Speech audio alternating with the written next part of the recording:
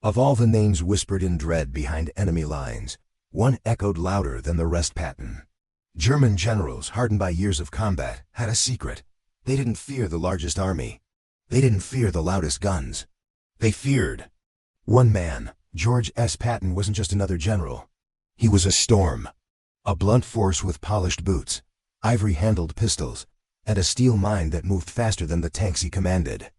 As Allied forces advanced across Europe, the Wehrmacht's top brass would pin maps with trembling fingers, trying to guess where Patton would strike next. Because one thing was certain: when he did, everything broke.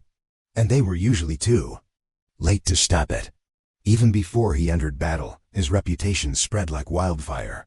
German intelligence believed he was the Allies' deadliest weapon. They feared he'd lead the invasion of France. That's why they stationed 15 enemy divisions in Calais waiting for Patton. But Patton wasn't even there. It was a ghost army.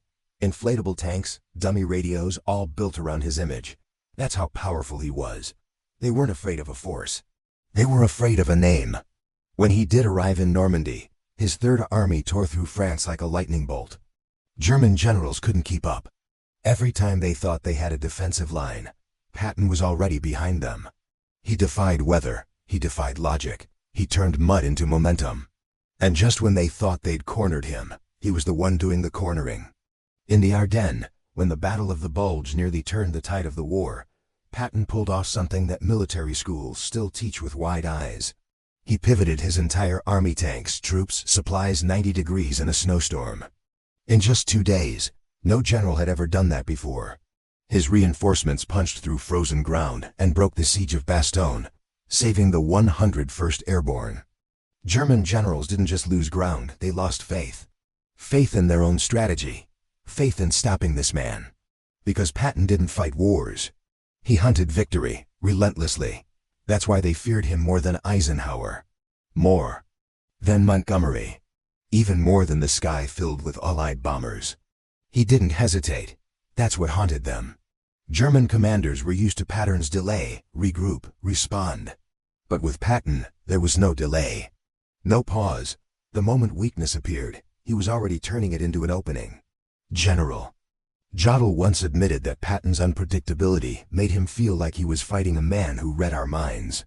And Rommel, the Desert Fox himself, had warned years earlier Patton was no ordinary foe.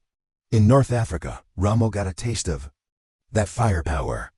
Patton took a demoralized, beaten used force and turned it into a hammer that crushed the Afrika Korps. His speed didn't just push enemies back, it shattered their morale. And when morale cracks, armies fall faster than front lines. But Patton's real power wasn't just in tanks or tactics, it was in belief. His troops believed in him because he believed in them so loudly, so publicly, that they pushed themselves beyond exhaustion. German generals feared this. They saw it in intercepted messages, in captured diaries. Patton's men would fight with half rations, frozen gear, and no rest, and still win. Why? Because they thought they couldn't lose if Patton was leading. That kind of spirit doesn't show up on maps. But it breaks enemies faster than artillery. And while other commanders played politics, Patton played war. He was raw, unfiltered, and brutally focused.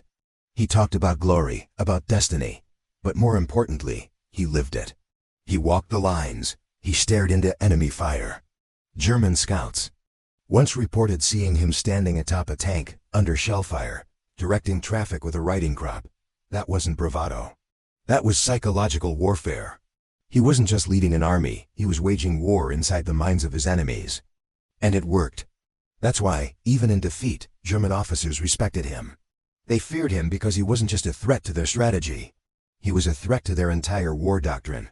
Fast, fearless, unrelenting. When Patton moved, maps had to be redrawn. When Patton attacked, counterattacks collapsed. And when the war ended, one truth stood taller than any statue: they were lucky he didn't reach Berlin first.